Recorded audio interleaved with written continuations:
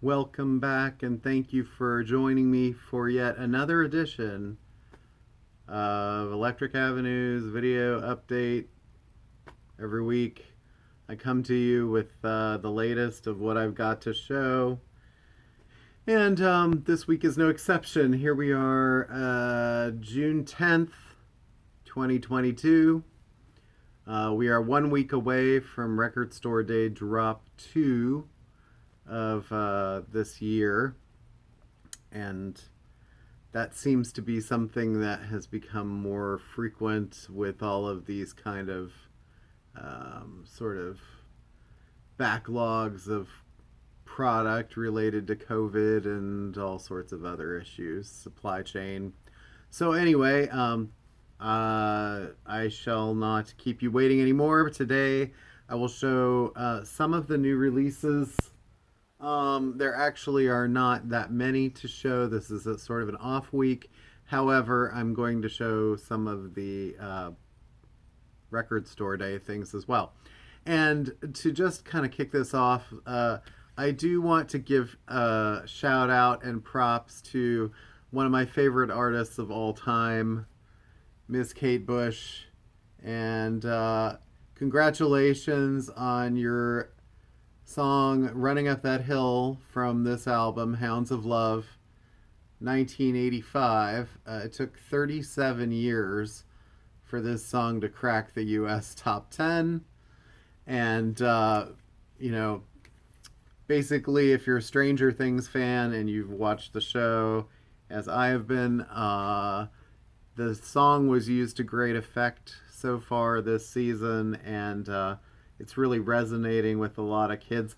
I had one person yesterday, a teenage girl, tell me that in her club at school during whatever, when they have, science club or chess club, they had an albums club where they were listening to albums, and she discovered this album, Hounds of Love, a couple years ago, and obviously loved Running Up That Hill, and shared it with other people in the club, and it was one of their obsessions. So she said it's cool seeing it become such a big hit now. So number 8 on the Billboard Top 10 this week, and number 1 on the worldwide Spotify chart, which you know how I feel about that. But anyway, yeah, it's great. Kate's such a talented artist, and she never had like super duper sort of commercial success, especially in the US. So it's nice. It took 37 years to get there. But that's kind of the quirky way that music sort of works these days, is you just never know what's going to be popular. So anyway, I hope that that leads to more Kate music coming out soon. Her last album, it's been 7 years, I think, since 50 Words for Snow. So maybe she'll get inspired to release something sooner than later. And then I just want to show this because I think people would get a kick out of this a little bit. This is the new Robert Fripp box set, Exposures. This is an album that Fripp did around, 1980? 79, 80. And it featured people like Peter Gabriel and Daryl Hall in the background. And this is a box set. You see how big it is here. King Crimson has gotten really sort of completist with their box sets, and this is no exception. Running upwards in the $250 and up dollar range. 32 discs of Robert Fripp studio and live from 1977 to 83. That's a pretty exhaustive set. But yeah, I mean, if you're into that stuff, this is what Super Deluxe is all about, right? Collector's editions, and those are CDs. That's not even vinyl, so pretty pricey, but very nice if you like Robert Fripp. That's the kind of thing that I will be doing strictly on a order by basis. Another one that's sort of the same way as the new Elton John Madman Across the Water Deluxe Edition. This is the 2 CD set. They didn't actually redo a single vinyl for this. They are trying to remarket the 2016 2016 or 2018 remaster of that as the vinyl piece, which actually all the distributors have been out of. The vinyl box set is around $200, and the CD box set is around $100. And so these things are not cheap, and they're getting more expensive all the time. Another one, which is sort of note, is the Rolling Stones Licked Live in NYC, and this is more recent performance. This was a 40th anniversary tour, 2002 and 3, so sort of the almost Bigger Bang, but not quite, and it's sort of like greatest hits kind of stuff. I mean, they just put out that other Rolling Stones Live at the El Macambo a few weeks ago, and that was highly praised by people as probably their best or one of their best live things that they ever released. So why we're getting another one a couple weeks later, I don't know. Because they're the Rolling Stones and they can, I don't know.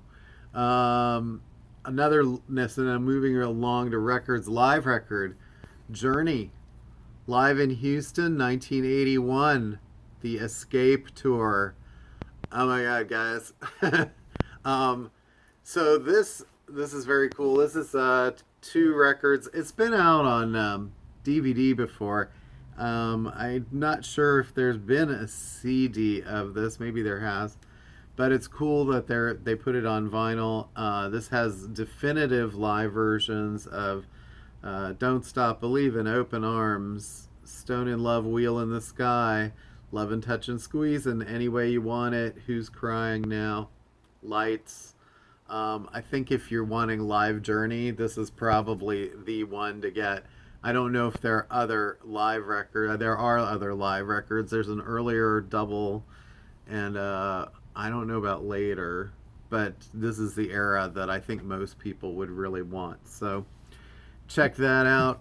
Roxy Music continued their remaster, high-speed remaster campaign. This is Siren, their big album from 1975, and the model on the cover, I believe, is Jerry Hall, who was dating Brian Ferry at the time, and then Mick Jagger came in and stole her away, and now she's Rupert Murdoch's wife.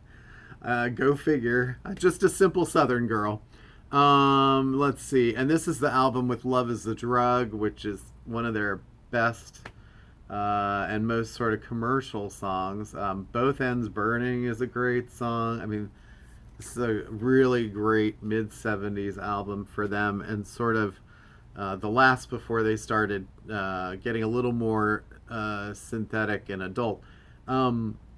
That is a half-speed master edition. Manifesto also just came out at half-speed master, and we'll be getting Flesh and Blood and Avalon in a couple of weeks. So Avalon is sort of a masterpiece. So Bad Religion, Process of Belief, colored vinyl edition, remaster of that, or reissue. Some other sort of random reissues, White Stripes, Icky Thump, Third Man involved. They just keep putting out White Stripes stuff because it had been sort of out of print or out of circulation a little bit for a while. So Cracker, this, I believe, was their debut album. This is Music on Vinyl did this. Yep, debut featuring Happy Birthday to Me and Teen Angst. Yeah, very cool. Cracker was great. Dave Lowry was quite the, well, he was in Camper Van Beethoven beforehand. I say that like I'm actually questioning that. And then became a big sort of Napster warrior against the free sharing of music. Because basically it killed bands like them. This is an interesting piece. Bill Evans. This is called The Brilliant, and it's a 1980 performance at the Jazz Club Keystone Center in San Francisco. 750 individually numbered copies. Anyway, something to ponder. Pharaoh Sanders, also a music on vinyl title. This is Moonchild, and this is from also the 80s, I think, 1989. So Pharaoh Sanders can get sort of way out there, but some people really like the new album that he was working on with Floating Points. Still around in his 80s. So let's see. This is sort of a reissue. Seatbelts, Cowboy Bebop. Sort of an anime themed soundtrack. Instrumental, I think, mostly. Says 1 LP pressed on opaque white, 1 opaque brown. The Claypool Lennon Delirium. So Monolith of Phobos was reissued a couple of weeks ago, and this is their other one, South of Reality. Actually, I think this might be, I don't remember if this was the cover album. No. Anyway, this one is purple and blue amethyst color vinyl edition. So, I was thinking of South of Heaven.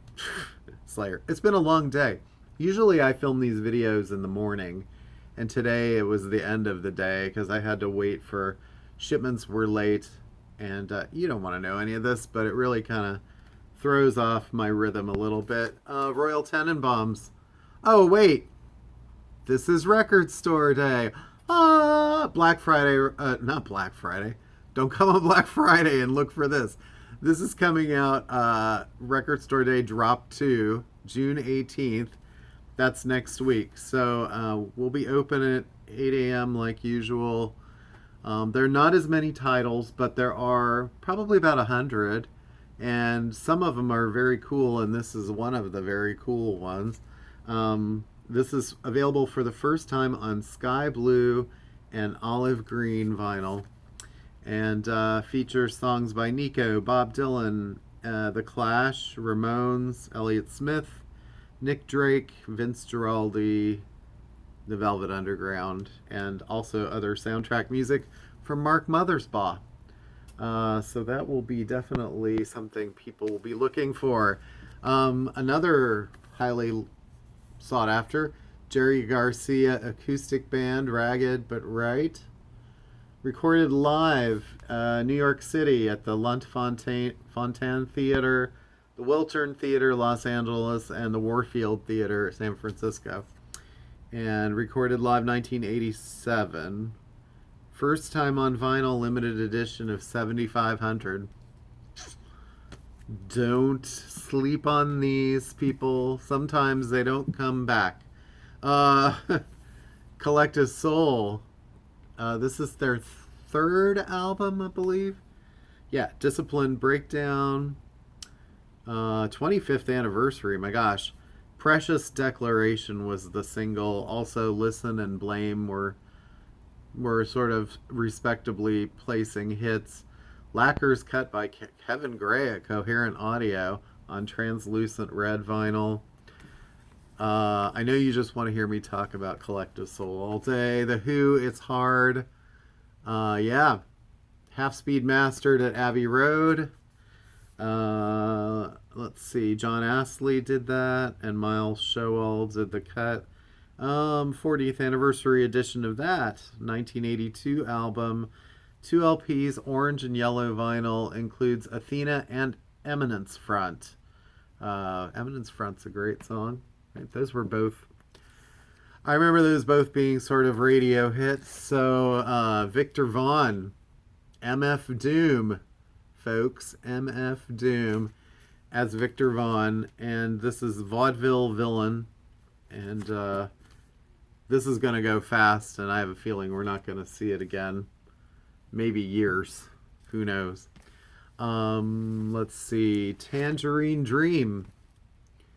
This is Live in Reims. Cinema Opera. September 1975. Look at how beautiful those records are supposed to be. Orange and blue sort of sunburst. Edgar Froese involved. Peter Bauman and Frankie. Never really figured that out. Cloudy Effect vinyl. Printed inner sleeves, one pressing. I've heard that before. No, this label, Culture Factory, sometimes they'll make things again, but still, that's very cool. Live Tangerine Dream album. That's not something you see every day. Also, Tangerine Dream's Alpha Centauri. Alpha Centauri.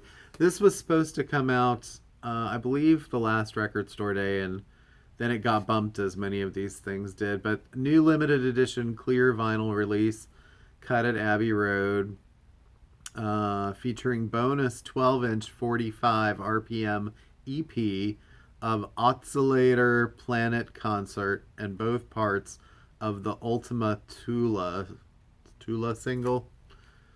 Yeah. This is sort of like the era of Tangerine Dream that, like, people really are most interested in, I think. Not like they didn't have a long and winding career. Voivod. This is the album that everyone was sort of looking for the last time that we had Record Store Day. Nothing Face. See the back there. It's actually the first reissue of this 1989 prog thrash metal classic, newly remastered by Peter Moore, pink with blue swirl vinyl, limited to 6,000 copies. I think those are going to go fast. The other Voivod album that came out, was it Angel Rat? That sold pretty well and was gone by like midday, and I think I have a little more of this one coming, but yeah. Okay, this one I'm just talking up as something that people need to know about, and it's one of my favorite things that I'm looking forward to, and nobody's going to know what this is, I don't think, much. It's been talked about a little bit in the press, but this is Sun's Signature. The EP called Sun's Signature, and this is the back. All right, it's got 5 songs on it, and you're like, who cares? What's Sun's Signature? It's Elizabeth Fraser of the Cocteau Twins and her longtime partner Damon Reese, who's a member, staged production mainly, but does some on records too, of Massive Attack. So they've toured a lot together in Massive Attack. She'll come out on stage and sing her songs, Teardrop and whatever else she does with them sometimes. But this is the first newly recorded, released vocal of her that was not like her appearing on some other record of someone else. In 26 years, when the Cocteau Twins broke up in 1996-97, and Milk and Kisses was their last album, she was so shell-shocked by the experience of being romantically involved with the partner she had in that band, and she really just kind of became reclusive and didn't really want to sing for anything other than the enjoyment of doing it around the house and stuff like that. She appeared here and there on some, like, there was a Peter Gabriel album she had some significant sort of contributions to, and she's done other things since, but very sort of quiet and reclusive. So, and Cocteau Twins just got some big sort of songwriting award. Can't remember what it was for, but anyway, so I'm so unprepared for these. But there are 5 songs on here, and apparently 1 or 2 of them are almost 20 years old, and the others are brand new or newish. But still, it's very cool that there's actually something coming out for her. And so look for Sun's Signature. If you like cool, esoteric sort of 80s music that was like in the vein of The Cure and the Banshees and all that kind of stuff. Another one that I have to really talk up that I'm very excited about, and I have been for a while, and wish that this had been on the first record store day, was Prince, The Gold Experience. This is an actual official album that Prince had released. That's a great hype sticker. lots of lots of information there. Um, it's an album that he released in 1995. It was the last album in his contract with Warner Brothers. They were fighting a lot at this point. They didn't really want to promote the album. They didn't really think it had many hits or big hits. I think it's his best album of the 90s. So that includes, and now you say, well, the 90s, but he did have some good albums in the 90s. Diamonds and Pearls, the Love Symbol album.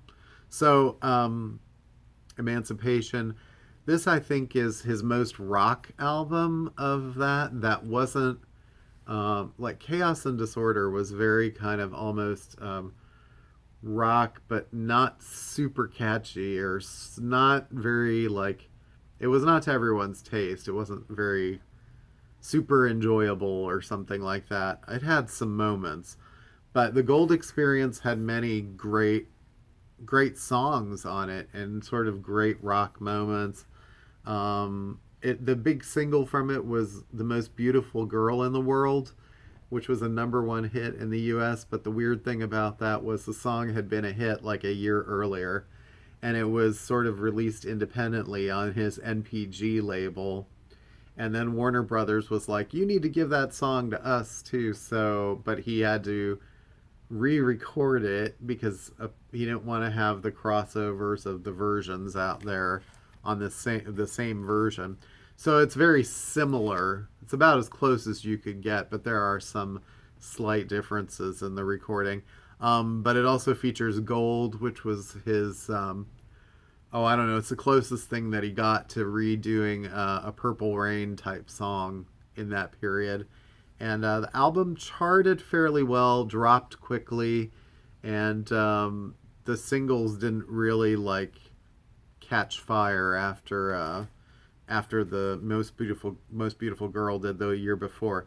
So anyway, but I highly recommend it because it's a great album. It's the best that he came out with in that era, and it's funny too because they changed the cover art. This is sort of like the promo version that they put out at the time, and instead of the actual cover of him sort of hiding in the shadows of gold. So this is they're trying to be more representative of what like radio stations got. I believe it's pressed on gold vinyl too. So go figure. The last thing I think that's sort of exciting that I'll show today, and there are other things that I'm still expecting, like I haven't gotten the Peter Gabriel yet, the My Morning Jacket. There's just a bunch of other stuff that's coming. So if you didn't see it today, don't worry, because I may, I'll still have it. We have another week or so to go of shipping. But Pearl Jam live on two legs. This is one of the best sort of live representations of Pearl Jam in their early years. This was recorded on their 1998 Yield tour. It's 2 clear LPs in gatefold packaging. So this may come out again later, but I don't know if it will ever be clear vinyl again. So that kind of makes it also more collectible. It says back on vinyl for the first time in over 20 years. So there may have been some limited ones out there when it first was released. But yeah, so track listing includes Given to Fly, Hail Hail Daughter, Elderly Woman,